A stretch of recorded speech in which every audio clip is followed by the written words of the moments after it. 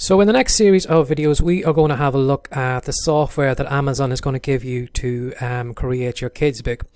Now, I'll take you step by step through all the different things you'll need to be aware of, how to upload your images into the software, and how you can get the software then to compile that into the file that you are going to take over to the KDP dashboard, the Kindle publishing dashboard.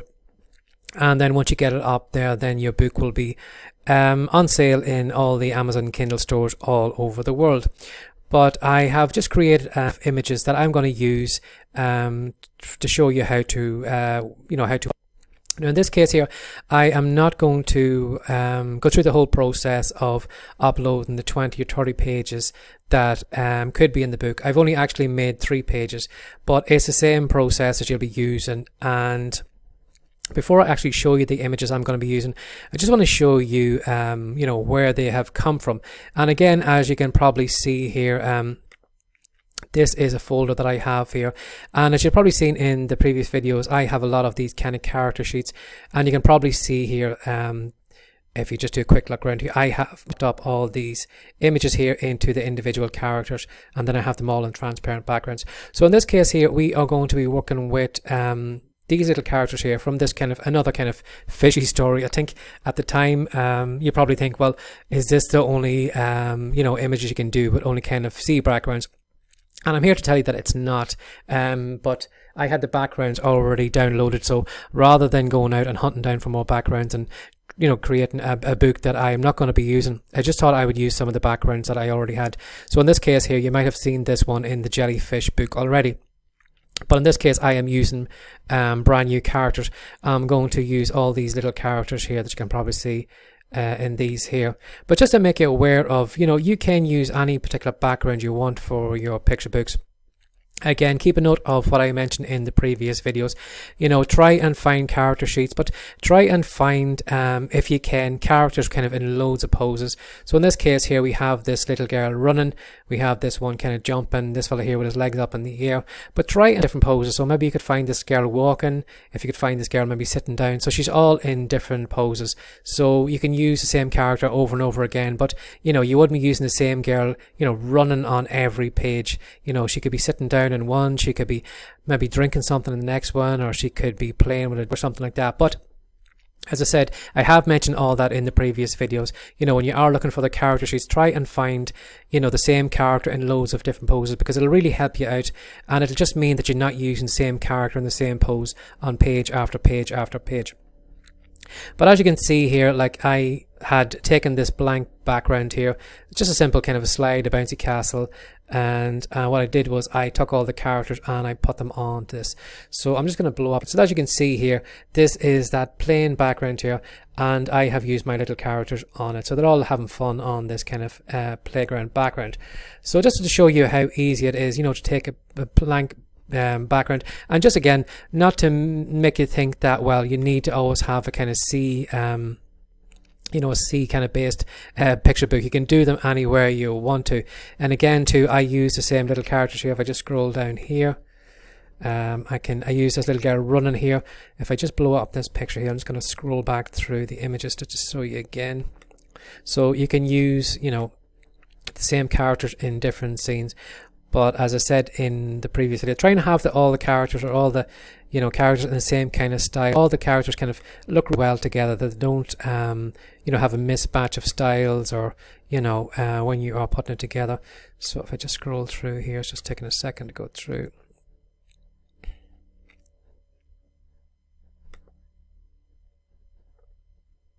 Because I am using the screen capture software, it is slowing the memory here and on my Windows laptop, so it's just taking a moment just to get through this. So I'll just pause this for 1 second until I get onto that image.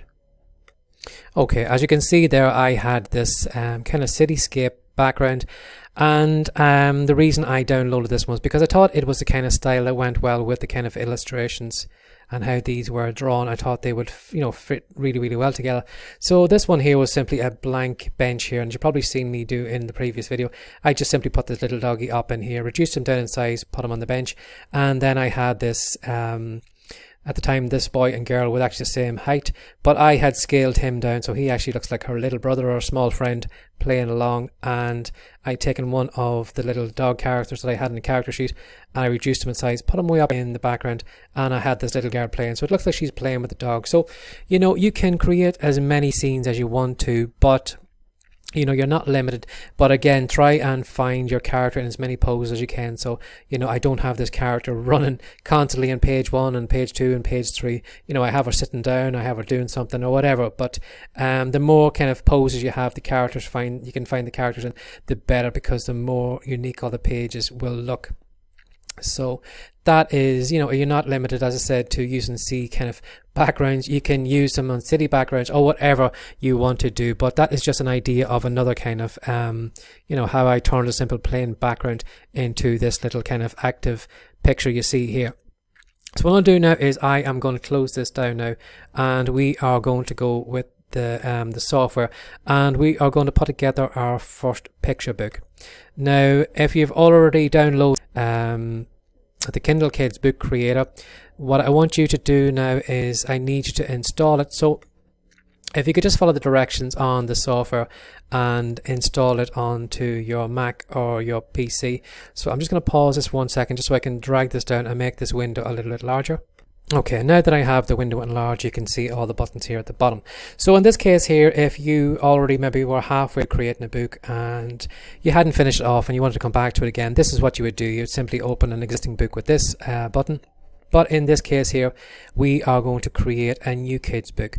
So you simply just click on this little button here, and then you'll find the next page will load up, and it'll ask you for information that you want to put in the book. So things like the book title, the author's name, and anything else that you want to put in the software. So it's just going to take a second here just for this to load. Okay, so it's asking me then, am I ready to create a kids book? And it's just giving me all these different directions how to you know, import the image and all those different things. Now you can read all this information if you want to, or you can simply watch this video. I will show you exactly how to do it. Now, another thing you can do to your book pages, as I had mentioned earlier in one of the videos, was putting text on the page. So for example, here you might have your image over here on this side, and then you might have part of the page and you would have your text here. Now in this case here, depending on your image, you know, for example, if you're probably well aware, if there was like a comic book page, you might have a lot of kind of, you know, this page would be broken up to a lot of grids. You would have, you know, an image here, an image here, an image here, and then you have text bubbles that the characters are speaking through. But on a Kindle, you know, sometimes you have to, you know, go frame by frame by frame. But if the text is a little bit small, the speech bubbles, this here you can actually add a pop-up to the image. So what happens is when somebody is reading the book, they can tap on the speech bubble and it actually blows up into a little pop-up on the page that increase the text size. So it makes it easier for the person to read the text. But in this case here, we are not going to be doing that. We're going to be simply putting our text on the page. And what we're going to do is we're going to make the font and the text size large enough that, you know, no child should have any problem with the text size. They won't be squinting to read the text on the page. They'll be able to see it very, very easily. Now it'll make more sense now when I actually start importing my images. But so you can read through this information here if you want to, but I am not, because I'm going to show you exactly how to do it. So in this case, and it should take a second here for the software just to upload or to start going. Now again, I think because I am using the screen capture software, it's using up a bit of the memory on the laptop and it is slowing things down a little bit. So it might be actually quicker when you're doing it. So in this case here, the first thing you need to do is provide your book details. So the book I am going to do, I had titled it Sounds of the Sea.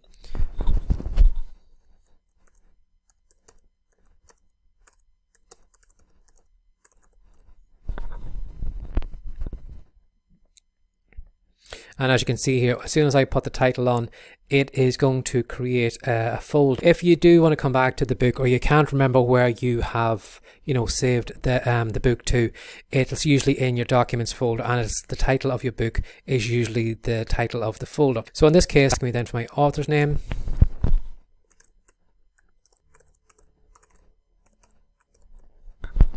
And just put my name there, and if you want to, you can put a publishing. So for example, if you wanted to put maybe your website on that, you could do it as a publisher, or you can just leave it blank. It's totally up to yourself. Or again, you could put your own name there as a publisher. So the next thing it's asking me is, what is the language of the book? So in this case, the language of the book is going to be English. So I'll say yes to English, and then I'm happy enough where the folder is going to be saved to. Now if I wanted to, I could maybe browse to maybe desktop, and I could have the folder be saved on the desktop. It's totally up to yourself, but I'm just going to leave this in the documents folder for now, and then I'm going to click on continue. So now it is asking me how I would like the layout of my book. Would I like the layout in the landscape mode, or would I like it portrait? So when the child is holding the book in the hand, how should they hold it? Should they hold it, widthways, or should they hold it kind of upright? So in this case here, because I have created my images here in landscape, this is what I'm going to be using. Again, it depends on the format, how you created the images in Canva, where you had done it long ways, or when you had it done it maybe tall. So this will be which one you select. In this case, I'm going to landscape. Now what I am going to do then, the next question it's asking me is, how do you want your page images displayed on the Kindle? So in this case here, would I like 2 pages shown on the same screen, or would I simply like to show 1 page at a time? So because I have created one image size, the full size of the screen, so each of those images is going to be 1 page. So I don't want to be shown 2 images on the one screen. I only want 1 per page. Now it'll make more sense when you see me importing the images. So again, I am going to do 1 at a time, and as you can see, once I've selected that, it gets rid of the other options. So we just come down to continue to keep moving forward, and then it says it's time to add your cover and pages. Select one of the following. You can import the book if you already have it as a PDF document. In this case here, I don't have the PDF document. I am going to be importing the cover and all the images separately. So I am going to go with import your cover. And now it's asking me to choose my cover image. So I already have the cover image created, and this was an extra page I had created. This will be the same that you will be doing then. When you have created all the images for your book, you'll need to create a cover image for your book. Now what you can do is you can use one of the images that you maybe have already created for the book, and then you can simply put the book title on it and the author's name and whatever more information you want to put on the book cover. So in this case here, I'm just waiting for the software just to find out where this I'm just going to pause this screen for a moment until then I will just restart it again. So as you can see here, now that I have the folder open, you can see here this is the book cover that I am going to be doing. So it's basically just, as I said, a simple image like the rest of the book, but I am the title of the book, and then I have my name here.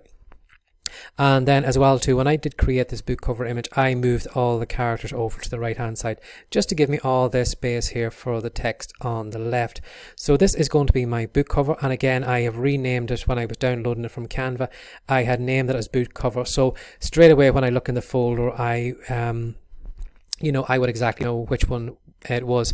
So I'm just going to select book cover and do open, and then the software then will, I presume it'll just load up here now in 1 second. So as you can see now, it has uploaded. So it's saying that you can add your pages. So if you just come down here to the bottom, just come down to start adding pages. So we have the cover done, and now we just need it to... Okay, so the software did crash there. So what I'm going to do is, again, I'm going to come back to it here if I can get it to reload. So I'm just going to pause this for 1 second. No, pardon me, it actually didn't. No, it is going ahead and it is creating the book. Now that is one thing that I will tell you that you need to do, because I have found this software can be a little bit temperamental.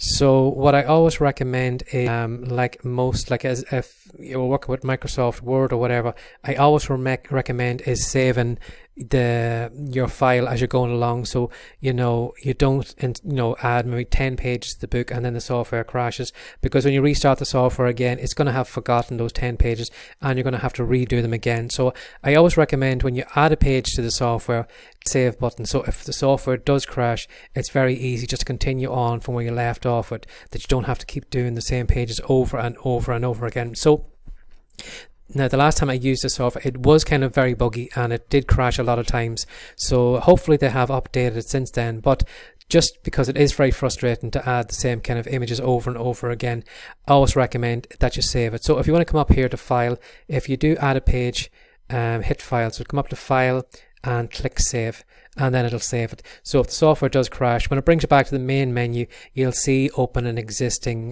Book. So you simply you don't do the Start a New Book, you go to Open an Existing Book, click that button on the main menu page, and then you can select the full continue on. So in this case here, right, we are doing Sounds of the Sea. So the software is saying to us, would you like to add a page? Now, there is some of these things up here. You don't really need to pay much attention to them. What we're going to be doing is we're going to be simply just adding pages to it and then saving it. So, and as you can see here, you can add text pop-ups, like I did say for the comics. You can make the speech bubbles bigger just to give the child, increase the text size. But because we are going to have all the text on the page and we're going to do it at big enough size, that should be okay. So I'm going to be adding the first page to my book. So in this case here, I'm going back over to the file. Now in this case, it should be shown here, but for whatever reason it's not. So what I'm going to do is I'm just going to pause this video for one moment just to see where those other images have gone to. So I am looking for the pages of my book. Now I did make a mistake. I hadn't actually put them on my desktop. So I'm just after moving those images into that folder that I have Sounds of the Sea, and I'll just show you now. So if I go to add a page, so what we are going to do, we are going to be taking the pages from our folder. So when you have saved your images from Canva, all your pages for your book, you would need to just tidy them up, but put them all in one folder. So it's easy when you're using the software. You can just simply go to the same folder and add all the images. So in this case here, I already have a folder here on my desktop called Sounds of the Sea, and I have all the images in it. So I have my book cover, and as you can see here, I have 2 pages. Now this is all I am going to be adding today, because once you know how to add 2 pages to your book, it's very, very easy. You just use the same process over and over again. So in the case here, as you can see here, we had my book cover, and I already have the book cover done, so I don't need to do that. So what I'm going to do is I am going to be adding page 1. Now another tip I highly recommend is when you are saving your images to whatever folder you want to save it to, as you're working through your book, I find it very, very easy and less confusing if you rename them. So for this case here, page 1, the next image, page 2, page 3. So when you're adding the images to the piece of software, you know exactly what page you're on. And it kind of, takes all the confusion out, that you have them in the right order and everything. So you can quickly go through all the images, and it kind of saves on the confusion. So in this case here, I have the book cover done. So we are looking at page 1. So I'm going to add page 1 to the software. So I'm going to simply do open, and I'm waiting for it to come on here. So it's importing the image into, and it's just taking a second just to go through here. So as I said, the software can be a little bit buggy, so I always recommend it as soon as you put an image in here, just come straight up to save and save it. So in case it does crash, you won't be starting all over again. So as you can see here, maybe I need just a menu. You can reduce the image down in size. So as you can see here, this is my first image, and what I did when I created the image for the book, I have this little image area, but I had purposely dragged everything over to the right hand side, giving me this white space here for my text. And as you can see here, I did it in a simple font. You don't want to go anywhere too complicated with the font, like a handwriting font or something like that. You want to use something like New Times Roman or something like that, some of the very basic fonts that are very, very easy to read. So in this case here, I had made, as you can see here, the text is a good size. So even from this, even scaling the image down in size, it's very easy to read the message on here. And, I purposely just dragged it down. I just kind of centered it in the middle of the page. But if I had more text, I have this kind of all this part here for me to put in whatever message I want to go with the picture. And again, too, as you can probably see here, we are going on a kind of rhyming pair. And so that is page 1. So again, come back to, I'm adding the next page. Now you can delete pages too. It's totally, you know, if you make a mistake, you can delete the page back out. So what I'm going to do is simply select on that, and I want this next page to go after this page here. So you would need to select it, because sometimes you find when you, you know, if you don't select the next page that you wanted to go after, for example, if I had maybe 2 pages here already, but I had one darkened, if I went to add a page, sometimes it would actually maybe put it between the 2 on here. So I could have page 1, page 3, and then page 2. So when you are going to add a page on, just make sure you select the last one that you've put on, so it will slot it in after that. But again, even if you make that mistake, you can simply click on and hold down the image, and you can actually drag them up and down so you can put them into the right order. So I'll just move on. So I'm going to have page 2. So in this case here, I'm going to go over to image page 2. So I am going to add this here. I'm just waiting for the software just to import it. So it's asking me then, do I want it after page 1? So yes, I do. So I'll add that to page after page 1. So it is just going to take a second just to go through here. And as you know, as I've done before, as soon as this has it, just in case the software crashes. Now they might have updated it and it mightn't actually do that, but just be on the safe side. I always recommend saving it. So come up to File, click Save, and then that is it saved. So as you can see here, this is page 2, and that's page 1. This is page 2 here. So I select it, and as you can see here, the image has changed. Added, you know, I've moved this character. I've added these additional little fishes, made them kind of reduce them in size and move them to the background to make it look like a kind of adding depth to this image. And then I have this kind of tiny submarine up in the corner. So as you can see here, this story is carrying on from the first one. And again then too, as I said, you can simply select in the wrong order. Don't worry, you don't need to delete them. You can still drag them and move them around if needs be. Now another option that you can do, once you have all the images in the order and you're happy with how they look, you can actually do a book preview.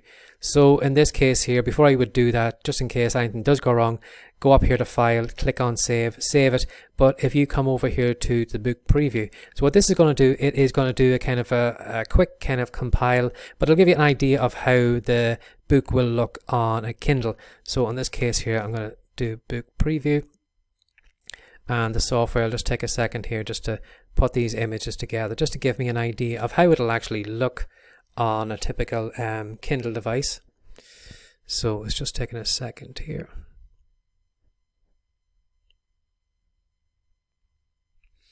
Okay, so sorry, you need to actually come down to create book preview. So simply click on this button then, and it is putting it all, it's compiling these images together and just giving me a temporary file of how it will look. So it takes a few moments. Now there's all this kind of information you will find at the bottom of the thing here. It's just, it'll tell you all the different things it's doing. You can just disregard that. You're not really interested in that. Just ignore it, but just pay attention to what is going on up here. So as you can see here, it's giving all these different codes. You don't really need to get too involved in that. It's just a software just working in the background. So once it, now because I have only got 2 pages in this book, it won't take that long. Well, it shouldn't take that long for it to put it together into this temporary file. So it'll give me an idea of how it looks.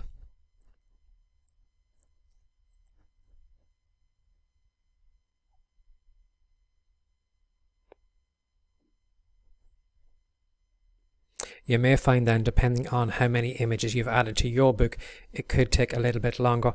Now it may be, as I said, it could be because I am using the screen capture software at the same time. It could be draining the memory of my laptop a little bit, so it may be a reason why it's just taking longer than it mightn't. It might actually work faster for you when you're doing it yourself.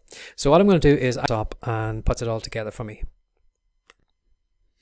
So as you can see here, the software has gone through the whole process of compiling the images. So when it does do that, it gives you an option here of what device you would like to look at it. So in this case here, you can look at it as Kindle Fire HD, you can click on this tab here and it'll give you an idea of what your book will look like on a Kindle Fire HD. And then we have the HDX. Now it probably all really looks all the same on the 3 devices. So then we have the HDX 8.9 inch. So, and then you can flick through the pages here. You can come down to these little arrows. So as you can see, I only have 3 pages here. So I have my book cover, and then I have page 1 and page 2. So that's why I have got 3 pages in the book.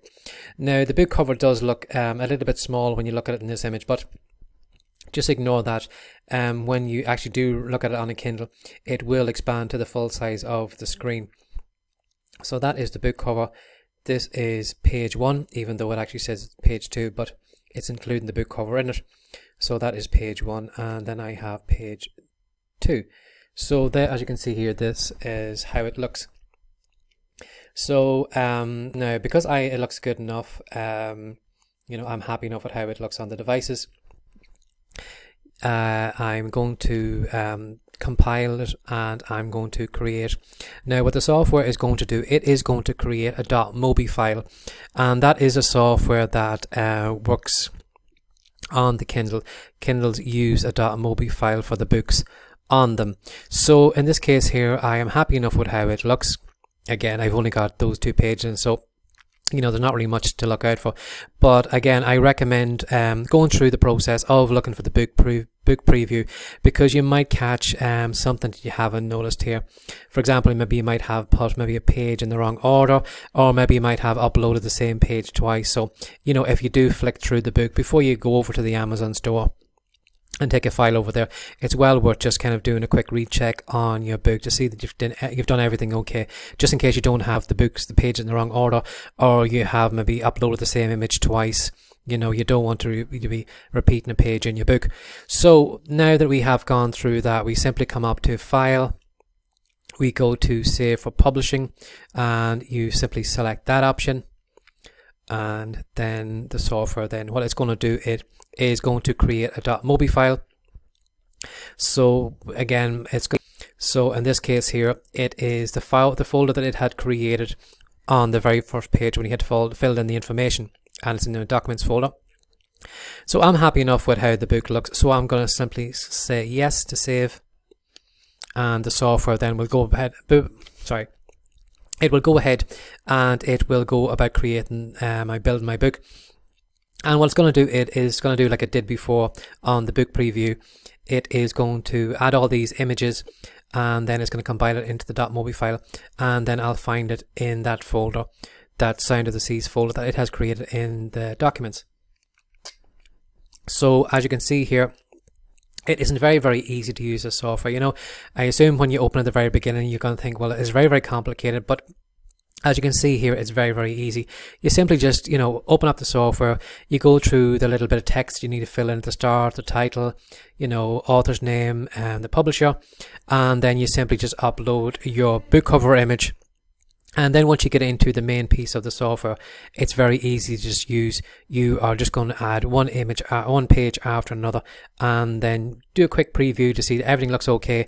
And if you're happy with everything, how the text looks, you know, that is very easy to read, and how the images look, you just simply just hit the compile, the save for publishing, and then it will save it. And that is how easy it is to put your book together with the Kindle Kids Book Creator. So in the next series of videos, we are going to have a look at taking this .mobi file that we've created with the software, taking it over to the Kindle publishing platform, and then uploading it then, and then filling all the information in we have to do, and pricing and the book description and all those different things, just to make it easy for people who come to the Kindle store to find it, and then hopefully to go ahead and purchase it, so you can start making money from your books. So I'll just close this video down now while the software is putting this file together, and then we will have a look at the Kindle publishing platform in the next video.